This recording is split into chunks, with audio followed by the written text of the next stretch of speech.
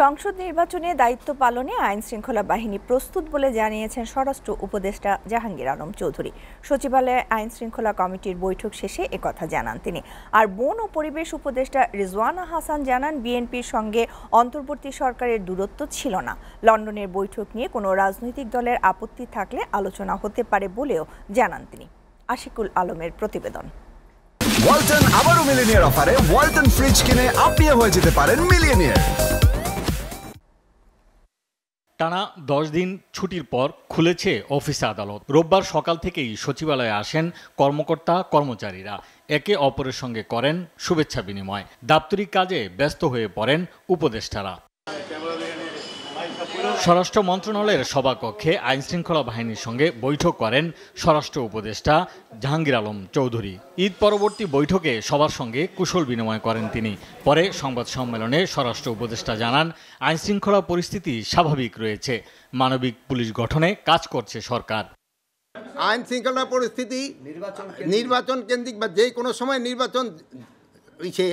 নির্বাচনের ডেটটা তো ফিক্স করবে নির্বাচন কমিশন। ওনারা যেই সময় ফিক্স করবে, আমরা মনে হয় আমাদের আইন শৃঙ্খলা বাহিনী ওই সময় তারা প্রস্তুত। সীমান্তে পুশিন নিয়েও কথা বলেন স্বরাষ্ট্র উপদেষ্টা। পুশিন চলতেছে, এই ব্যাপারে আমি তো বহুবারই বলছি, আমরা এই ব্যাপারে পররাষ্ট্র মন্ত্রণালয়ের সাথে আমরা বেশ কয়েকবার যোগাযোগ করেছি এবং আমাদের যে পররাষ্ট্র হাই কমিশনার আছে ইন্ডিয়ায়, সেও আমাদের অফিসেও আসছিল, তার সাথেও আমাদের কথা হয়েছে। আমরা বলছি যদি আমাদের দেশের নাগরিক যদি ইন্ডিয়ায় থেকে থাকে তাহলে আমরা প্রপার চ্যানেলে পাঠাও, আমরা নিব। কিন্তু তাদের এই জঙ্গলের ভিতরে ফেলায় যাওয়া, নদীর উপরে ফেলায় দেওয়া, একটা লেকের উপরে ফেলায় যাওয়া, এটা কিন্তু কোনো সভ্য দেশের কিন্তু হওয়া উচিত না। শুভেচ্ছা বিনিময় শেষে নিজ দপ্তরে বন ও পরিবেশ উপদেষ্টা সৈয়দা রিজওয়ানা হাসান বলেন, লন্ডনে প্রধান উপদেষ্টার সঙ্গে তারেক রহমানের বৈঠক নিয়ে আপত্তি থাকলে রাজনৈতিক দলগুলো আলোচনা করতে পারে। আমার কাছে পরিস্থিতিটা বেশ স্বস্তিকর মনে হচ্ছে। আর এখন রাজনৈতিক দলগুলো তার অবস্থান থেকে কথা বলবে। রাজনৈতিক দলগুলো প্রধান উপদেষ্টার ব্যাপারে যদি কোনো কথা বলতে, এটা প্রধান উপদেষ্টার সাথেই ওনারা নিশ্চয়ই কথা বলবেন। প্রসেসটা এমন, আপনি রাজনীতি বলেন, নির্বাচনী বলেন, গণতন্ত্রই বলেন আর সংস্কারই বলেন, প্রত্যেকটাই ডায়ালগের মাধ্যমে আগানো।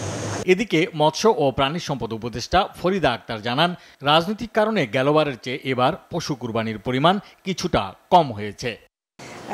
গরু ভালোই কোরবানি দিয়েছে, যদিও বড় গরু এবার বিক্রি হয়নি তেমন, তার রাজনৈতিক গরু কোরবানি হয়নি। Ashikul Alam, SA TV, Dhaka.